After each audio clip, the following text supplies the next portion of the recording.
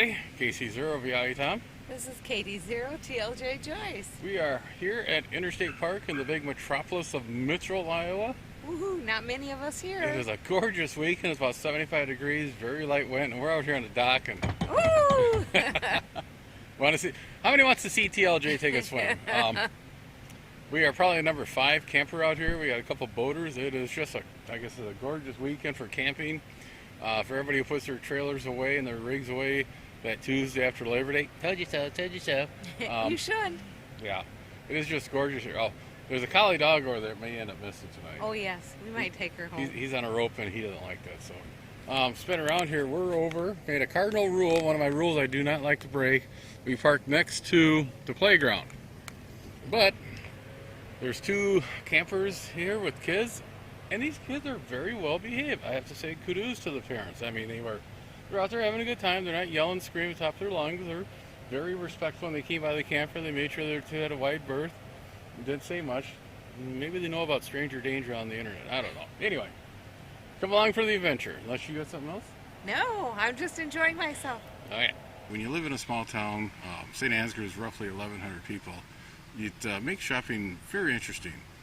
We're pretty lucky. Our hardware store, Demers Hardware, they have a good stock of day-to-day stuff. You can need anything to repair, like a sink, toilet, railing, lumber, nuts, bolts, change, yard supplies, stuff like that. They keep a good stock of that. Tyler does a real good job of that. Our grocery store at the food co-op, John does a real good job of having a wide range of food items in there. Now, you may not have a good different types of labels. I mean, when it comes to ice cream, he only has Blue Bunny and Kemp. Unlike if you go to a larger town like Austin or Rochester, you'll have 4 or 5 different manufacturers of ice cream. So, but again, when you live in a small town, it's really nice. I'd rather live in a small town than a big city, and there's some stuff you have to deal with due to that choice. Like Joyce and I always say, shop small, spend small, be small. We want to have people come to our store and buy flowers, and that's why we're always trying to shop locally. Every once in a while we do have to go out of town to get some items we like for groceries. The sandwiches I use at work, we get them at the Sam's Club in Rochester, and I took the box to John and he tried to get it through his supply and it just doesn't work, and they don't have that. So, but when it comes to electronics, yeah, it's bad. I mean, yeah, I miss the heydays of 70s and 80s and 90s where we had Fry, Best Buy, Audio King, Ultimate Electronics, Circuit City, those stores. I can remember spending Saturdays up in Minneapolis, hopping from store to store, looking for whatever I needed and get the good price. I have 3 or 4 different selections, but the internet is putting pressure on the brick and mortar stores, and it's hard to compete with them. I really do miss being able to actually walk in there, physically grab something, look at it, look it over real good, ask questions instead of just looking at pictures, because sometimes it's not really truthful. A couple weeks ago, I needed to replace some of the video cameras in the greenhouses. We got a small closed circuit system, so we keep an eye on if somebody shows up, if we're inside the house working on book work or working on something out back. It'll show up on the monitor that we got a customer, so you can go out and see what's going on and see what they need. And all of a sudden, when you do shop online, Google's watching over your shoulder. We all know privacy does not exist on the internet. And you always get some weird stuff that pop up on those little ads on the side, or stuff that's like, ooh, that'd be nice to have. Well, I had a weird thing pop up a few weeks ago, and it really caught my attention, not because of the item, but because of the pricing. What it is this is a monocular. It looks like a binocular, but one of these is an optical to view through, and the other one is an infrared source. So it's only just a monocular. Kind of reminds me of the deal that Luke Skywalker had in the first Star Wars. Well, after the 2 droids ran off, he was chasing out the speeder and caught him. I would have shot him instead of dragging him back, but we'll get more into this here. Price on this, I've seen ranges as low as $24 up to $200, and that really got my curiosity. Why such a wide range? So I started doing some more search online, came up with the quality on these. The low-end ones are really cheap. It'd be something like you buy your kid for a birthday present, and they can play with it 2 or 3 times, and then it dies out. Then the high-end ones are very good, high-quality pickup units, good recording capability, something you'd use to lay in the woods watching for turkeys, and when they come up so you can have a good shot. And you can actually do video recording, so you actually record them as you do the kill. But let's spin around here and take a look at it. What we got here, nice little unit. We got 6 buttons on top. Zoom in, zoom out. If you click this once real briefly, it turns on the infrared source. Then you can toggle up and down the infrared sensitivity. You got a menu button for some of the settings on the camera, your power button, your mode. This will do stills or videos or playback off the SD card. This is your trigger button. On the side here you have a USB port and an SD card location. I put a 32 gig SD card. They recommend, the instructions from iShare is to use the high-end video cards. Down on the back here, these 2 bays here, each holds 3 AA batteries. They recommend to use infrared capability sparing because that really draws down the source. This here is your optical side. It's manual focus. We'll shoot some video here during the daytime and a couple pictures and do the same thing at night so you can see how it is. The zoom function is digital, so don't expect too great of quality on that when you zoom in. Over here is the optical side and the trigger button.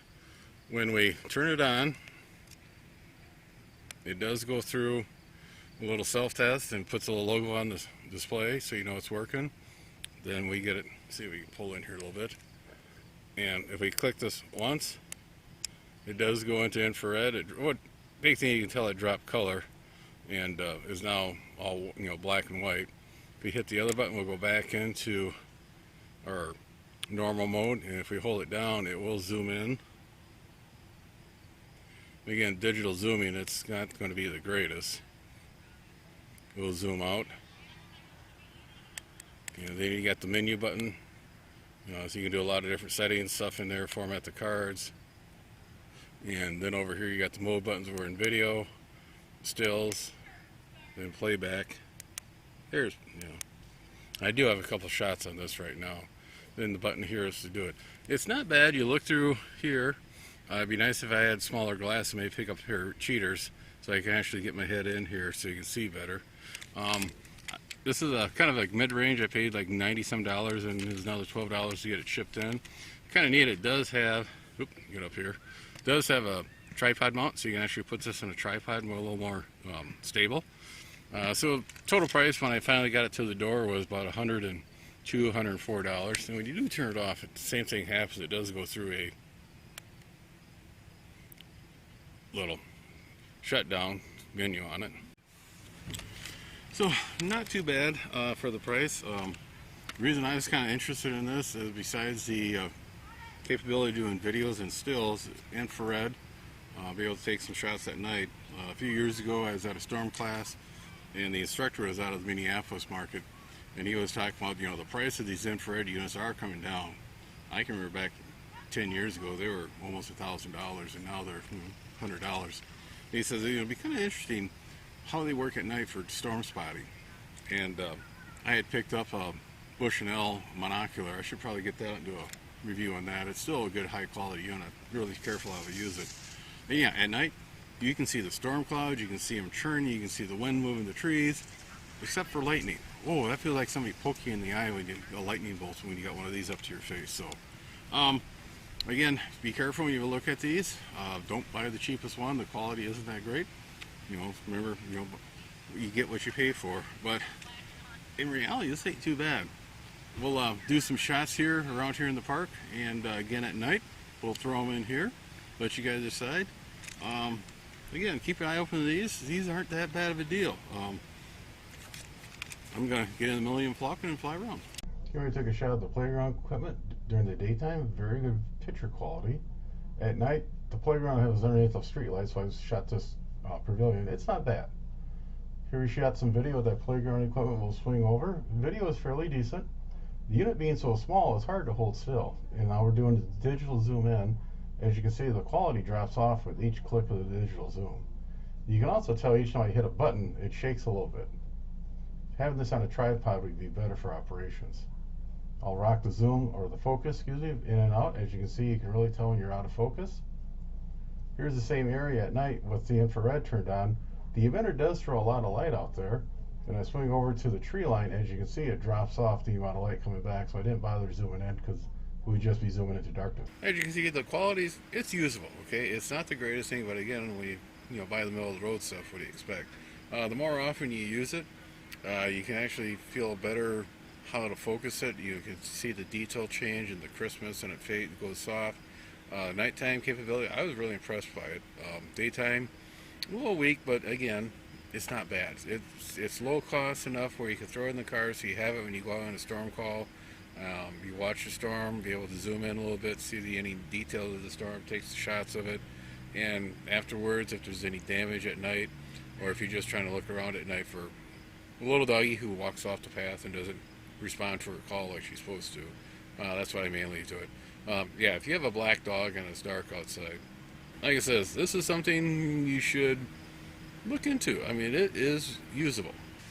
Okay, it's Sunday morning. It was a gorgeous night last night. Had a nice little campfire, and somebody was playing on the radio.